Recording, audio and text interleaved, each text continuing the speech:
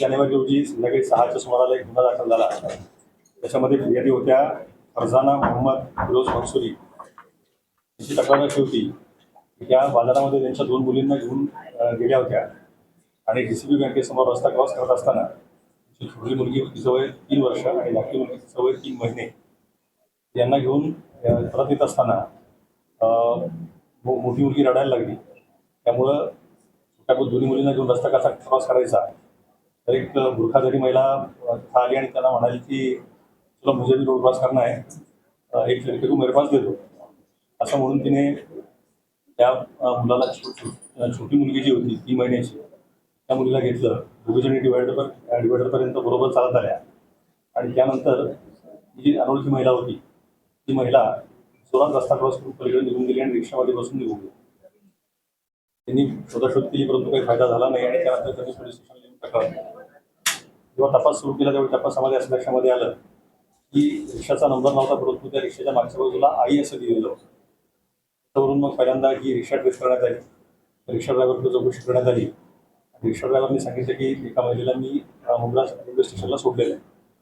त्याप्रमाणे मग पोलिसांनी मुंब्रा पोलिसांच्या 4 टीम टोटल तयार केल्या गेल्या. क्राईम ब्रँचच्या 2 टीम तयार केल्या गेल्या. या टीम्सनी मुंब्रा रेल्वे स्टेशनवरचं CCTV फुटेज पहिल्यांदा चेक करणं सुरू केलं. त्यातून असं लक्षामध्ये आलं की एक बुरखाधारी महिला काहीतरी घेऊन बदलापूरच्या दिशेला जाती. त्यामुळं मग मुंब्रापासून बदलापूरपर्यंतचे सगळे रेल्वे स्टेशन्स चेक करण्यात आली. एक महिला बदलापूरला उतरली असं दिसलं. त्यानंतर जाऊन आपण खात्री केली आणि खात्री केल्यानंतर असं लक्षामध्ये आलं की ती महिला ही नाही आहे. केवळ बुरखा असल्यामुळं ते असा हे झाला होता. त्यानंतर पुन्हा तपास मूळ जागी येऊन थांबला. मग मुंब्रा रेल्वे स्टेशनमधल्या सगळ्या CCTVचं पुन्हा एकदा बारकाईने निरीक्षण केलं. त्यावेळी असं लक्षामध्ये आलं की प्लॅटफॉर्म नंबर 2वर एक महिला त्यामध्ये एक बाळाला घेऊन येते. त्या बाळाचा सॉक्स पायाच्या बाजूला दिसतोय. एका माणसाला भेटते. त्यांना अजून एक महिला येऊन भेटते आणि त्यानंतर एक महिला परत निघून जाते स्टेशनच्या बाहेर आणि त्यानंतर एक ती महिला आणि तिच्याबरोबरचा माणूस इकडं CST लोकलमध्ये बसतात आणि मुंबईच्या दिशेला निघतात. त्यानंतर मग मुंबईकडची आपण सगळी रेल्वे स्टेशन चेक केली. ठाणे रेल्वे स्टेशनला ती महिला उतरल्याचं नंतर निष्पन्न झालं ती महिला आणि पुरुष आणि त्यानंतर पुढचा बाकी काही केस लागायला तयार नव्हता. परत तपास जी महिला मुंब्र्यामध्ये निघून गेली होती त्या महिलेच्या दिशेने सुरू झाला. पूर्ण CCTV फुटेजेस पुन्हा चेक केली आणि चेक केल्यानंतर असं लक्षामध्ये आलं की शादी महल हॉल रोडला इंशानगरला ती महिला उतरलेली आहे. परंतु त्या भागामध्ये अनेक बिल्डिंग्स आहेत आणि त्या सगळ्याच भागामध्ये काही CCTV कव्हरेज नाही आहे. परंतु गोपनीय बातमीदार आणि त्यानंतर बाकी सगळ्या सोर्सेसचा वापर करून या महिलेला निष्पन्न करण्यात आलं. या महिलेचं नाव निघालं नसरीना शेख. या नसरीना शेखला चौकशी केली त्यावेळी तिने असं सांगितलं की तिची बहीण आणि तिचा मेहुणा हे दोघं मुलाला आले होते तिला न सांगता आणि तिला त्यांनी प्लॅटफॉर्मला बोलवून घेतलं होतं हे सांगण्यासाठी की मग तुम्ही सरप्राईज दिखाने वाली रेल्वे स्टेशन पे आजा. आणि त्यानंतर मग जेव्हा ती तिकडे गेली त्यावेळी त्या सरप्राईज म्हणजे काय तर 3 महिन्याचं बाळ दाखवलं. बाळ दाखवल्यानंतर घाईघाईने ही लोकं निघून गेली. मग त्यानंतर बहीण आणि मेहुणा हे कुठे विचारल्यानंतर मग त्यानंतर असं लक्षामध्ये आलं की हे मूळचे याचे आहेत खेटरी जिल्हा अकोला.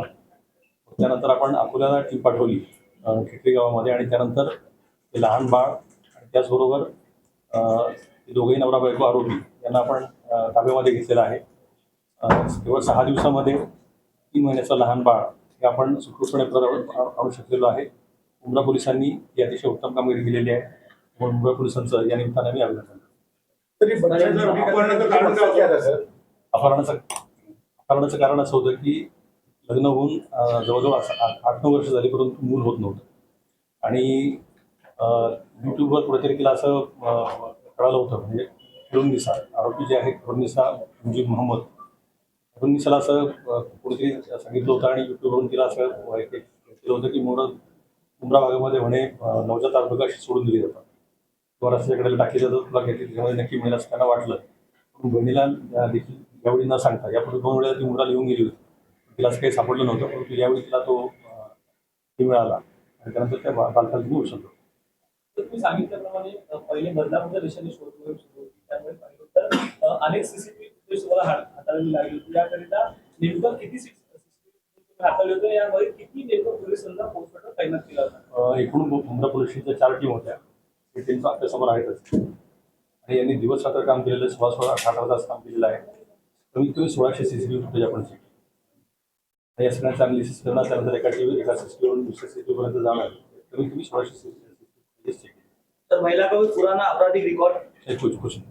सर कितने घंटे में क्या सॉल्व किया आप लोगों ने? इसको 6 दिन लग गए, लेकिन ये दोनों दिनों काफी कॉम्प्लिकेटेड ये था. 6 दिन के अंदर हो गया. सर धाराएं क्या लगी उन पे? BNS section 137(2)